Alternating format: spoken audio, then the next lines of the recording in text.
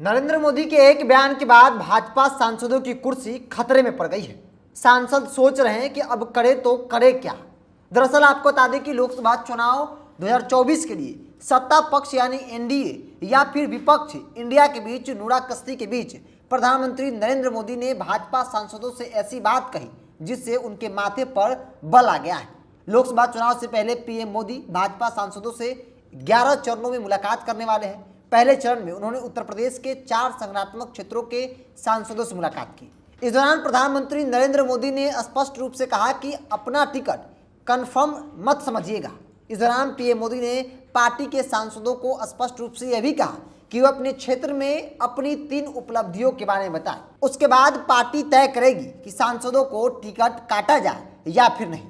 PM Modi यह भी स्पष्ट कर रहे थे कि सांसद अपनी उपलब्धि में मोदी और मंदिर का जिक्र तो बिल्कुल नहीं करेंगे, यानी कि सांसदों को अपने क्षेत्र में किए गए 3 काम जो उपलब्धि के तौर पर है उसे बताया, जिसमें मोदी और मंदिर शामिल नहीं होगा।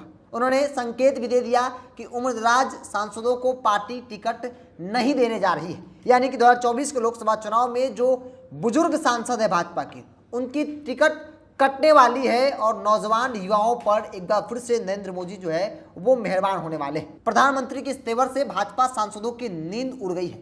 संकेत साफ है कि पीएम मोदी एक एक सीट पर जानना चाह रहे हैं कि वहां काम क्या क्या हुआ है और किनका टिकट काटा जाए, कौन उनके अनुरूप काम कर रहा है।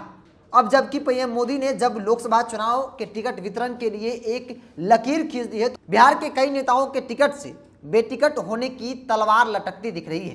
प्रधानमंत्री मोदी की इस कसौटी पर बिहार भाजपा के कई बड़े नेता शामिल हैं, जिसमें राधा मोहन सिंह, रविशंकर प्रसाद के साथ गिरिराज सिंह का भी नाम सामने आ रहा है। क्योंकि इन लोगों को उम्र का हवाला देते हुए इनकी टिकट जो है वो काटी जा सकती है। हालांकि प्रधानमंत्री ने भी कहा कि टिकट कटने का मतलब ये नहीं है कि पार्टी आपको दरकिनार कर रही है, बल्कि आपको किसी दूसरे जगह शिफ्ट किया जाएगा। लेकिन 2024 का लक्ष्य साफ है।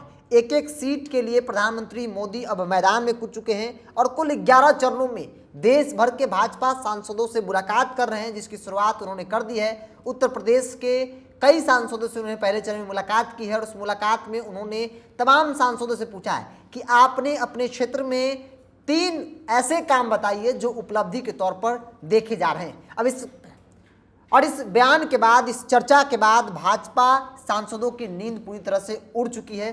खास तौर पे वैसे सांसद जो सिर्फ चुनाव के वक्त में क्षेत्र में दिखते हैं, काम से उनका दूर दूर तक कोई नाता नहीं रहता है।